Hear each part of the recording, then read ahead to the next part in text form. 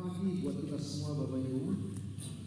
Senang sekali pagi ini bisa memuji Tuhan, mengungkapkan kasih kita kepada Dia Bapak Ibu, yang dalam syair-syair lagu yang begitu indah.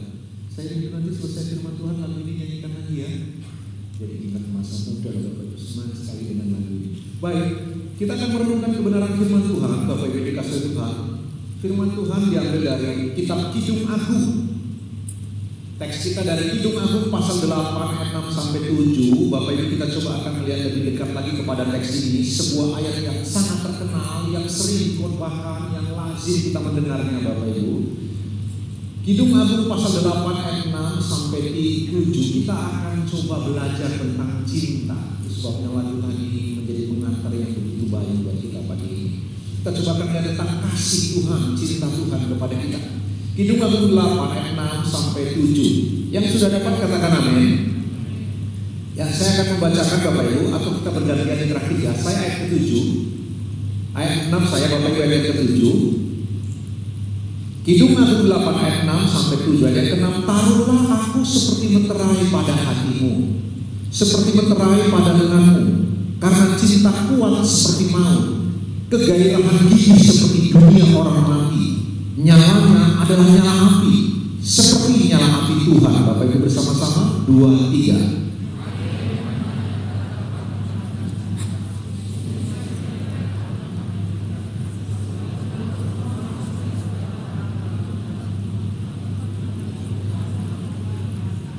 Terima kasih. Yang diberkati mereka yang membaca firman Allah, merenungkan, menyimpang dalam hati, dan yang paling berbahagia mereka yang melakukan kebenaran firman Tuhan oleh kuat kuasa Allah Roh Kudus. Amin. Bapak Ibu, sebuah syair yang sangat baik dari Salomo dalam kitab Kidung Agung ini. Kita tahu bersama-sama kegiatannya ini ditulis di masa muda dia. Itu sebabnya penuh dengan gelora cinta di dalamnya. Nanti waktu usianya sudah mulai menengah, setengah tua begitu, dia tulis kitab Amsal. Dan ketika uzur, dia tulis kitab Pengkhotbah. Beberapa orang berkata begitu. Nah, coba kita akan lihat syair dari seorang yang paling berhikmat yang pernah hidup tentang cinta. Dan dia adalah pakarnya. Memang kita tahu istrinya 700, tambah guntingnya 300, 1000 Bapak Ibu. Di zaman itu, ini angka yang masih biasa. Kaisar-kaisar di China sampai 2000 istrinya Bapak Ibu. Bacalah sejarah dengan baik ya Bapak Ibu dikasih Tuhan. Nah, coba kita perhatikan syair ini. Dia berkata, taruhlah aku seperti meterai pada hatimu, seperti meterai pada lenganmu. Pelajaran pertama tentang cinta pagi. Perhatikan Bapak Ibu, dari syair ini Salomo mau memberitahu dengan sudut pandang tulisannya bahwa cinta itu total. Saya ulang, cinta itu total. Itu sebabnya David Alan Huber dia berkata begini. Waktu dia berkata taruh aku seperti meterai pada hatimu, itu inward, sesuatu yang di dalam. Lalu kemudian seperti meterai pada lenganmu, itu outward, sesuatu yang di luar. Cinta itu di dalam dan di luar sama. Itu sebabnya dia berkata taruh aku seperti meterai. Di zaman sekarang ketika materai ditempelkan kepada sebuah dokumen, begitu ditempelkan, ditandatangani, materai itu dicabut, maka akan sobek Bapak Ibu dikasih Tuhan. Di zaman dulu materai itu seperti cincin raja ditempelkan dan tidak bisa diapa-apain. Satu-satunya cara untuk membatalkan ini dibuat sebuah dikit yang lain, stempel yang lain. Sebenarnya Salomo mau mengatakan cinta itu di dalam dan di luar sama, seperti meterai yang tak pernah bisa dilepaskan. Jadi yang di dalam dan yang di luar, yang kelihatan dan yang tak kelihatan itu sama persis. Dengan bahasa kita zaman sekarang, cinta itu total. Bapak Ibu, begitulah cinta Tuhan kepada Bapak Ibu dan saya. Cara Tuhan mencintai kita total, sungguh total. Dia mengasihimu dari awal, dia mencintaimu dari awal sampai akhir. Dan demikian totalnya Bapak Ibu kita sudah. Coba perhatikan cara Kristus mencintai. Sebenarnya ini cermin dari cara Bapa mencintai Bapak Ibu dan saya. Dia menyerahkan semua kehidupannya untuk tergantung di kayu salib, total sampai nyawanya. Hidupnya dia persembahkan demi cinta, kematiannya dia persembahkan demi cinta. Cinta kepada Bapaknya, cinta kepada Bapak Ibu dan saya. Cinta itu total, yang kelihatan dan yang tak kelihatan sama, yang di dalam dan yang di luar sama. Dan ketika Tuhan mencintai kita, Tuhan tidak pernah mencintai karena sesuatu yang ada pada dirimu. Enggak. Dia mencintaimu bukan karena kau punya potensi-potensi tertentu, bakat-bakat terpendam, sesuatu yang melekat kepadamu, apakah kekayaan, nama besar, kefasihan lidah, ketampangan, kecantikan. Enggak ada hubungannya. Enggak ada sama sekali hubungannya. Tuhan mencintaimu bukan karena apa yang ada padamu. Tuhan mencintaimu karena apa yang ada padanya. Dia alasan, dirinya satu-satunya alasan yang mencintai Bapak Ibu dan saya dengan cinta yang begitu total. Itulah cinta Kristiani seharusnya. Begitulah cinta Bapak Ibu dan saya. Cinta suami istri, cinta antara kita dengan sesama, kasih kita seperti kasih kita kepada Allah. Begitulah kasih kita kepada sesama juga. Harus total. Kata cinta mengalami sebuah distorsi ya. Sekarang semakin rusak, semakin begitu rendah, murahan kesannya, kaleng-kaleng kata orang zaman sekarang. Padahal cinta itu total, cinta itu sama di luar dan di dalam. Bapak Ibu ada sebuah film tua, film lama berjudul, kalau Bapak Ibu pernah nonton A Beautiful Mind, saya sampai beberapa kali nonton film ini. Beautiful Mind, Bapak Ibu, itu cerita tentang John Nash, seorang yang cerdas, brilian, luar biasa. Dia mendapat hadiah Nobel Ekonomi. Kehidupan nyata diangkat ke dalam film, Bapak Ibu dikasih Tuhan. Dalam film A Beautiful Mind itu diceritakan persis kehidupan John Nash itu, yang cerdas luar biasa, tapi dia punya satu penyakit, skizofrenia, penyakit jiwa yang begitu akut, Bapak Ibu. Waktu kita nonton film itu kita begitu tersentuh.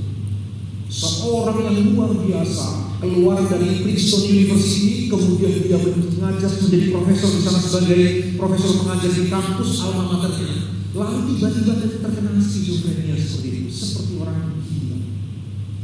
Menarik sekali Bapak Ibu, ketika terpuruk luar biasa, mengalami gangguan jiwa sampai kemudian diasingkan ke rumah sakit jiwa pada seorang wanita tangguh, istrinya.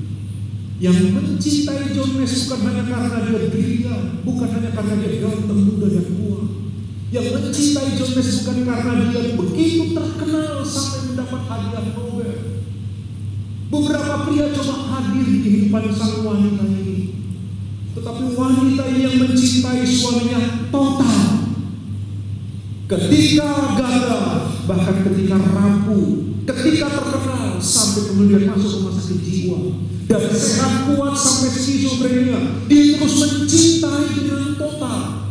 Seperti janji nikahnya di mulut dan di hati sama. Perempuan ini mencintai suaminya sampai suaminya sembuh dari penyakit yang mengerikan itu. Dalam film itu kita diberitahu bahkan John Nash masih bisa melihat ruang kosong, tapi dia bisa melihat ada orang-orang yang suka mengganggu dia di ruangan itu. Pada ruangan kosong, bayangan-bayangan itu masih terus mengganggu, tapi cinta istri yang total kepada dia membuat dia kuat dan sanggup. Bapak Ibu, cinta Kristiani itu total, yang di dalam dan di luar sama. Taruhlah aku seperti meterai pada hati, seperti meterai pada hati. Bagaimana dengan Bapak Ibu dan saya? Secara khusus pagi ini, engkau yang telah berumah tangga. Beberapa bulan yang lalu saya khotbah ini. Waktu kita masuk dalam pernikahan, berumah tangga, Bapak Ibu, kita harus mengalami sebuah proses yang namanya dari subjektif love kepada objektif love. Masih ingat itu cerita? Kita itu seringkali mencintai begini. Saya jatuh cinta kepadamu soalnya kamu menarik buat saya. Kamu ada chemistry dengan saya. Kalau ngomong sama kamu nyambung, kamu membuat saya bersemangat, kamu mendorong cita-cita saya. Nah sebenarnya waktu kita mencintai pasangan karena alasan-alasan itu, kita nggak pernah cinta dia, kita cinta diri kita. Aku mencintaimu karena kamu cantik bagiku, kamu baik kayaku, kamu ada chemistry denganku, kamu aku. Sebenarnya itu tentang aku, nggak tentang kamu.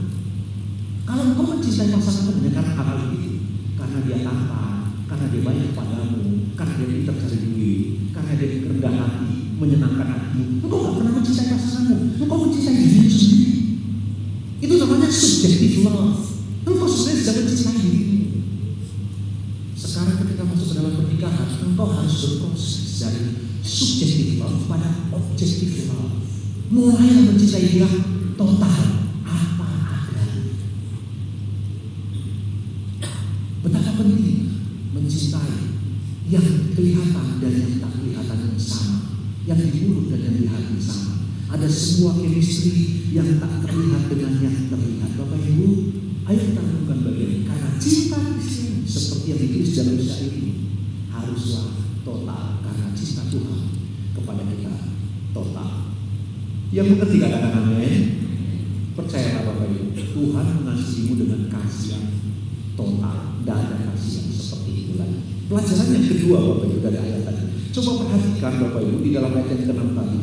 Dia berkata, taruhlah aku seperti meterai pada hatimu, seperti meterai pada lenganmu. Apa maksudnya meterai di sana?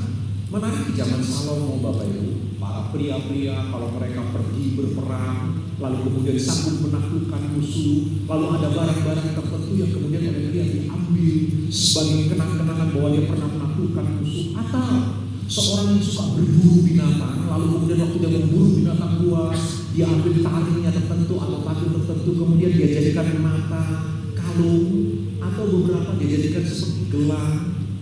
Itulah kira-kira gambaran orang zaman dulu ketika mereka berperang atau berburu. Intinya ada benda-benda yang sangat mereka cintai. Mungkin itu adalah warisan dari orang tua berupa kalung tertentu, mainan tertentu yang mereka buat menjadi mata kalung. Lalu kemudian wanita juga demikian, mereka punya benda-benda tertentu yang dapat dari mama mereka atau orang tua mereka, atau dari mereka menganyam sendiri, lalu mereka buat gelang di tangan mereka. Itu sebuah tradisi biasa karena sedikitnya pilihan aktivitas zaman orang waktu itu, maka kebanyakan wanita itu melakukan sebuah kerajinan tertentu, diuntai, dianyam begitu, lalu mereka pakai bisa di kalung, bisa di tangan.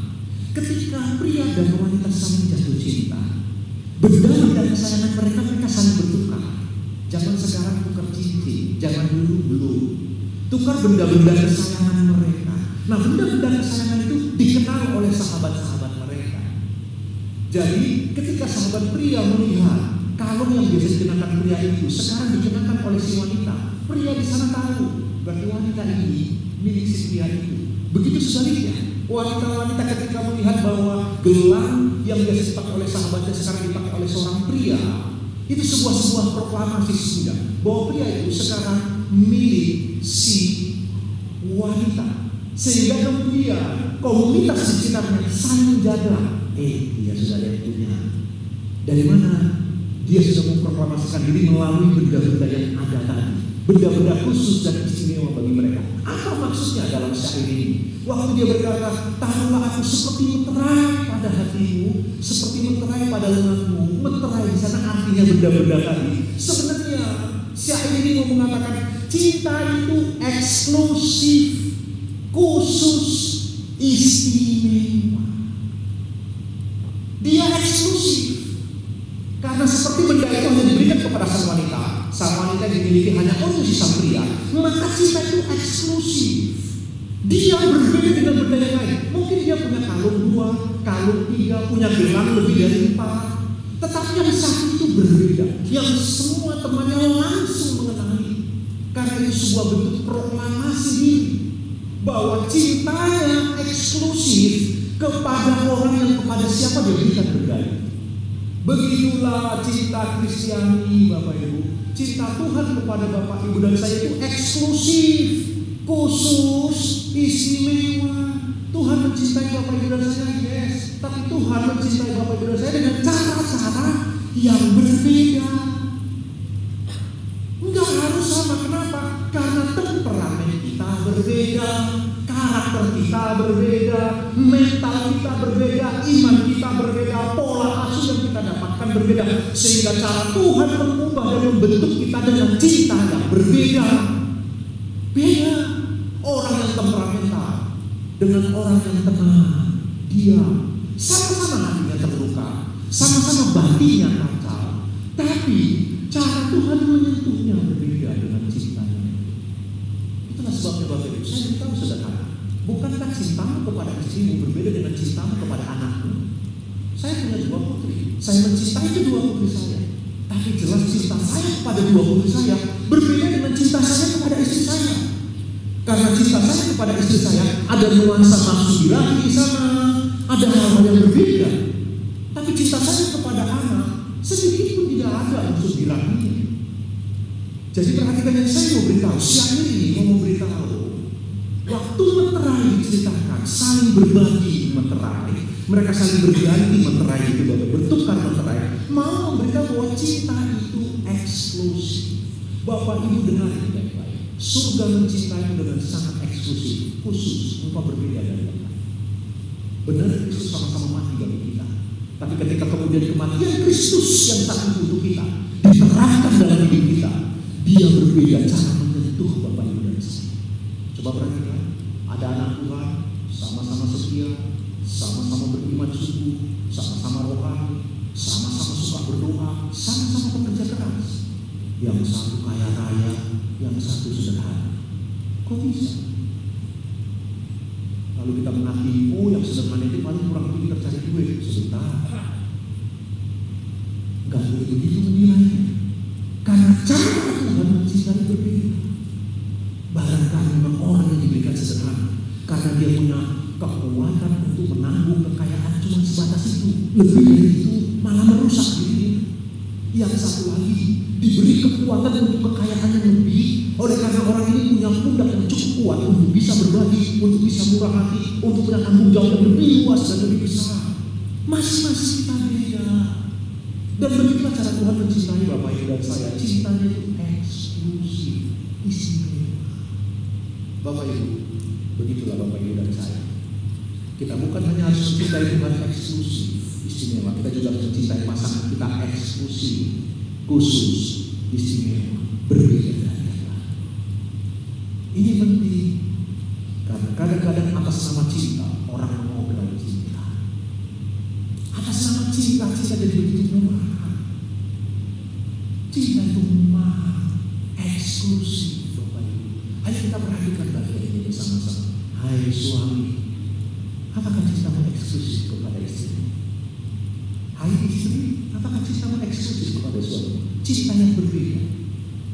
Cinta yang berbeda dengan orang tuamu, cinta yang berbeda kepada anak-anak. Dan perhatikan ini baik-baik, perhatikan ini baik-baik. Hai suami istri, engkau tidak pernah dipersatukan dengan anakmu dalam pemberkatan nikah kudus. Dalam pemberkatan nikah kudus, engkau dipersatukan dengan pasanganmu. Apa bolehnya? Ada orang-orang tua yang kemudian lebih mencintai anak dari pasangan itu. Aneh. Engkau tidak pernah diberkati dalam pemberkatan nikah kudus dengan anakmu. Engkau diberkati dengan pasanganmu. Cintai pasanganmu secara eksklusif. Dan mulai sekarang, jangan katakan kalimat ini. Jika aku bertahan dalam keluarga dan perkawinan ini hanya karena melihat anak-anak. Enggak, engkau tidak dipersatukan dengan anak. Engkau dipersatukan dengan pasanganmu yang eksklusif. Memang Tuhan bisa menjaga perkawinan melalui adat. Ada orang-orang yang malu bercerai karena adat. Tuhan bisa memelihara perkawinan melalui orang-orang yang berpikir seperti tadi, melalui anak. Kasihan anak demi anak kemudian mempertahankan perkawinan. Tetapi perkawinan yang sehat di dalam Tuhan. Perhatikan, jangan mempertahankan perkawinan demi anak. Pertahankan perkawinan oleh karena itu pasanganmu yang eksklusif. Cintamu harus eksklusif kepada dia. Cuma satu orang yang amin. Dengan suara satu saya dengar amin, amin. Hai Bapak Ibu, ini penting. Sekali lagi jangan salah tangkap Bapak Ibu. Ada keluarga-keluarga perkawinan yang kemudian bisa bertahan oleh karena sistem nilai demi anakku mempertahankan keluarga. Tapi ini bukan cara berpikir yang sehat. Cara berpikir yang benar adalah aku mempertahankan rumah ini, rumah tangga ini, keluarga ini karena dia adalah cintaku yang eksklusif. Ayo tepuk tangan buat Tuhan, tepuk tangan buat Tuhan. Ya, kita harus mencintai pasangan secara eksklusif. Dia khusus, dia berbeda, dan kita harus mencintainya total seperti poin yang pertama tadi. Selanjutnya Bapak Ibu, coba perhatikan ayat selanjutnya Bapak Ibu. Dia berkata demikian, ayat yang ke-7. Angin yang banyak tak dapat memadamkan cinta kuat seperti maut, kegairahan gigih seperti dunia orang mati, nyawanya adalah nyala api seperti nyala api Tuhan. Lalu dia berkata, air yang banyak tak dapat memadamkan cinta. Kalau kita tahu syair ini dari cara mereka menulis syair di zaman itu, Bapak Ibu akan tahu kedalaman dari teks. Orang zaman dulu yang paling menakutkan dari alam semesta adalah lautan. Karena laut tidak bisa ditaklukkan orang di zaman itu. Sampai hari ini Bapak Ibu ada yang berkata baru 5% kita tahu tentang laut. 95% masih penuh dengan misteri lautan itu. Nah, orang zaman dulu tidak bisa membuat kapal-kapal raksasa tanker yang kemudian bisa menaklukkan ombak yang sampai 12 meter. Karena itu di tengah laut mereka percaya ada Leviathan menurut kitab Ayub, Bapak Ibu, penguasa yang paling mengerikan yang tidak dapat ditaklukkan oleh manusia. Air yang banyak di sana itu merujuk kepada air laut itu yang begitu menakutkan, kuasa yang tak bisa ditaklukkan oleh manusia, yang bagi mereka zaman itu seperti kuasa yang sungguh-sungguh tak terkendali. Tapi kekuatan air yang luar biasa besar itu tak dapat memadamkan cinta. Salomo berkata dalam syair ini, apa yang diberitahu? Cinta itu kuat sekali, punya daya tahan yang luar biasa. Itu sebabnya saya ingin baca sekali lagi, Bapak Ibu. Dia berkata, kegairahan karena cinta kuat seperti maut. Bapak Ibu tahu maut? Maut itu kematian. Semua hanya 2 orang yang boleh anugerah Allah di alam semesta ini yang tidak pernah mengalami kematian jasmani, yaitu Henok dan Elia yang diangkat Tuhan dipilih. Bahkan anak manusia yang sempurna yaitu Tuhan Yesus mati demi Bapak Ibu dan saya. Tapi 2 orang ini beroleh anugerah Allah, sangat maut tidak pernah menyentuh mereka. Yang saya mau beritahu, semua manusia dikejar oleh maut pasti mengalami kematian. Walau mungkin ada beberapa di antara kita nggak sempat mengalami kematian, Kristus datang sehingga tubuh jasmani kita seketika diubahkan dengan tubuh kemuliaan. Tetapi saya bisa bicara tentang secara umum general, semua manusia dikejar oleh maut. Semua manusia pasti mengalami kematian karena cinta kuat seperti maut. Begitulah cinta mengejar manusia ini, Bapak Ibu. Kegairahan gigi seperti dunia orang mati, nyalanya adalah nyala api seperti nyala api Tuhan. Air yang banyak tak dapat memadamkan cinta. Bapak Ibu, cinta itu punya daya tahan yang luar biasa, punya kekuatan yang luar biasa. Dan kita sudah melihatnya di Alkitab. Kita melihatnya dalam diri Bapak Ibu dan saya, bagaimana cinta Tuhan yang begitu kuat luar biasa. Kami di Batam ada program 5 menit penuh harapan, Bapak Ibu. Setiap hari kami bagi kepada jemaat. Hanya 5 menit saja saya share kepada jemaat. Bapak Ibu kita sedang, kami sedang sampai di kitab Hakim-Hakim dan mulai kitab Kejadian, Keluaran, Imamat. Kami belajar. Jadi seperti bagi saya tanda kutip seperti songnya Batam. Walau nanti kita tetap punya song bersama dengan Surabaya, Bapak Ibu. Itu hanya karena masa pandemi kami terus kirim kepada jemaat. Kami sampai di kitab Hakim-Hakim. Bapak Ibu tahu, setahu saya hanya ada 2 hakim yang beres dari 12 hakim. Kalau bersama Samuel 13 hakim, hanya 2 hakim dalam kitab Hakim-Hakim yang bisa disebut baik. Yang satu Otniel, hakim pertama, hanya di zaman dia Israel bersatu. Lalu kemudian Deborah. Tambah hari, tambah terpuruk, tambah rusak.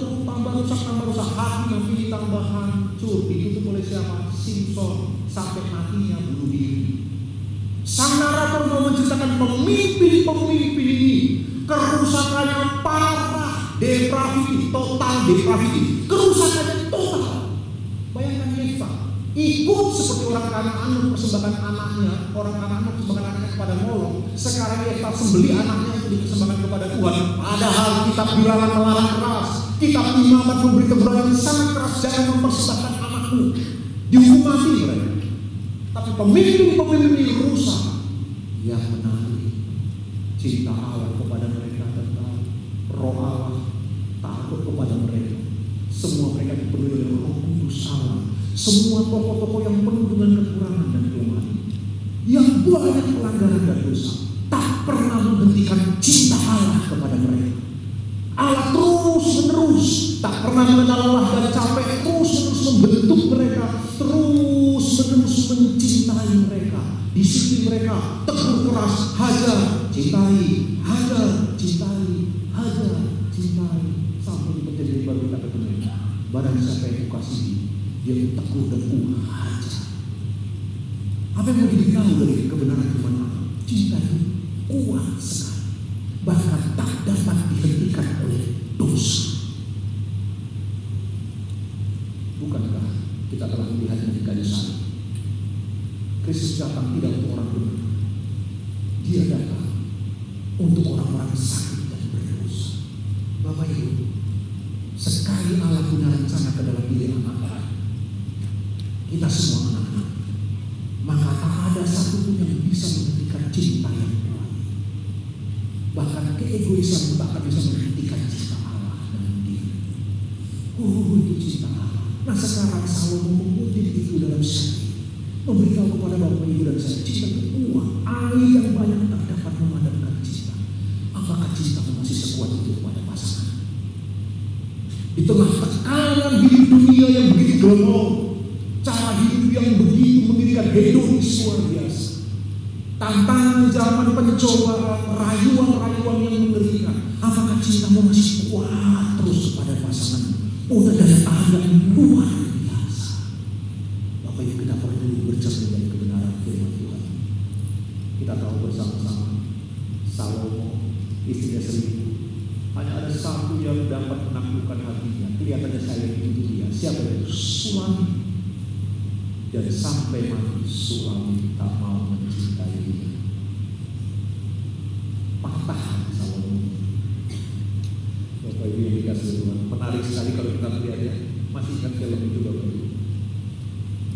Crazy Rich Asian itu. Saya suka waktu nonton film itu, saya cerita teman-teman di dalam film Crazy Rich Asian itu. Pak, dia kan sudah 2 kali cerita film. Suka nonton film itu bedanya. Iya Bapak Ibu, saya agak duniawi dia kan. Bapak Ibu rohani tidak terfirman. Dalam film Crazy Rich Asian itu bagus sekali Bapak Ibu. Apalagi pemerannya orang-orang Singapura itu keren saya. Menarik sekali bagaimana diceritakan hidup agung itu. Ketika kemudian sang wanita hendak diberkati di gereja metodis di Singapura itu, lalu kemudian setting latar belakangnya mereka jalan ke mimbar. Waktu jalan ke mimbar di kanan kiri seperti ada padi, lalu ada sungai, itu gambaran istana Salomo. Suami itu begitu cantiknya sampai dia pikir hantu. Karena dia pikir hantu Bapak Ibu, maka dia mengundang suami datang ke istananya dan harus melewati sungai yang di depan tahtanya yang tinggi airnya semata kaki saja. Jadi dia berpikir kalau sampai perempuan itu menjejakkan kaki lalu kemudian ada air yang tersibak seperti itu, berarti dia benar manusia. Tapi kalau airnya tidak bergelombang sama sekali, berarti dia hantu. Sang perempuan disuruh jalan dari sana untuk menghadap tahtanya. Suami datang dan benar-benar dia manusia. Lalu kemudian Salomo mengundang dia untuk tinggal bersama dengan dia. Lalu kemudian si suami menolak, tetapi dipaksa menolak. Akhirnya dia bilang, oke, aku mau tidur di istanamu, tapi tidak pernah mau bersama dengan dia. Tapi pintar Salomo, dia bilang, oke, kamu gak apa-apa, pokoknya tidur dulu di istanaku. Hanya saja engkau tidak boleh sentuh apapun. Si perempuan oke lah, daripada dia disandera di istana. Lalu kemudian dibuat bagaimana supaya kamar perempuan ini panas, begitu panas sehingga kemudian malam hari dia begitu haus. Karena haus dia sentuh gelas minum dan dia telah melanggar janji dengan Salomo. Salomo kemudian datang mengakhiri. Lalu mereka tidur bersama malam itu. Tahukah Bapak Ibu, Salomo yakin perempuan ini akan bersama dengan dia. Besok paginya dia kaget, si perempuan tetap pulang. Perempuan berkata, kalau bisa tidur di buku tak akan pernah bisa mengambil hati. Itu cerita tentang Sulami menurut sejarah. Tapi bukan menurut firman Allah.